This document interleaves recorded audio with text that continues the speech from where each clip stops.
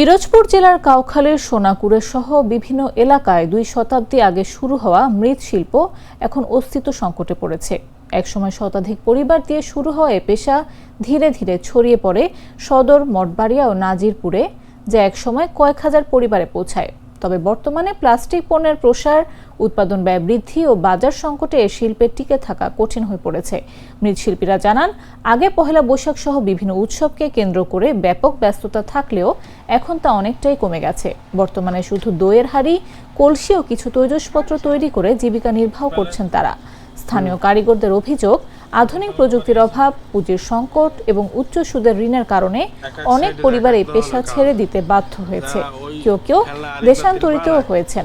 পিরোজপুরের মূলগ্রাম ও রানীপুর এলাকার মৃৎশিল্পীরা জানান, একসময় যে পেশা ছিল তাদের গর্ব, এখন তা টিকে আছে সংগ্রামের মধ্যে।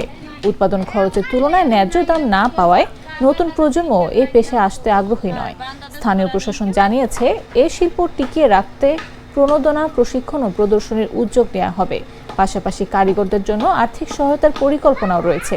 মৃৎশিল্পীরা মনে করেন, সরকারি সহায়তা ও বাজার সম্প্রসারণ ছাড়া এই ঐতিহ্যবাহী শিল্প টিকিয়ে রাখা কঠিন হয়ে পড়বে।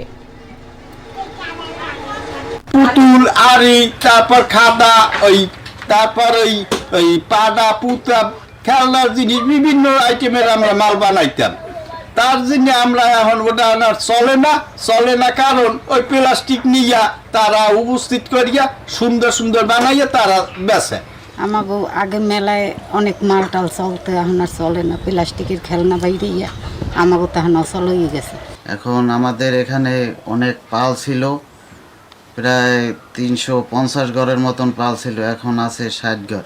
সংসার তো চলে মোটামুটি, এতে কি আর সংসার চলে? এখন যে দূরবাজার, এখন তো চলে না। এখন খেলনা পাতি সবই তো এখন প্লাস্টিকের বাইরেছে। এই সমস্ত আমরা বানাইতাম, এখন এতে প্লাস্টিকের দই চলে, এখন আমাকে এতে দই বানাই না। এতে খুব কষ্ট করেই কাজ করা লাগে, লাভ হয় না। আমাকে মাটির মালের চাহিদা আগে ছিল প্রচন্ড, এখন এই প্লাস্টিকের কারণে চাহিদা অনেক কমে গেছে। যুগের চাহিদার সাথে তাল মিলিয়ে এ শিল্পের আধুনিকায়ন করতে পারলে হারানো ঐতিহ্য ফিরিয়ে আনা সম্ভব।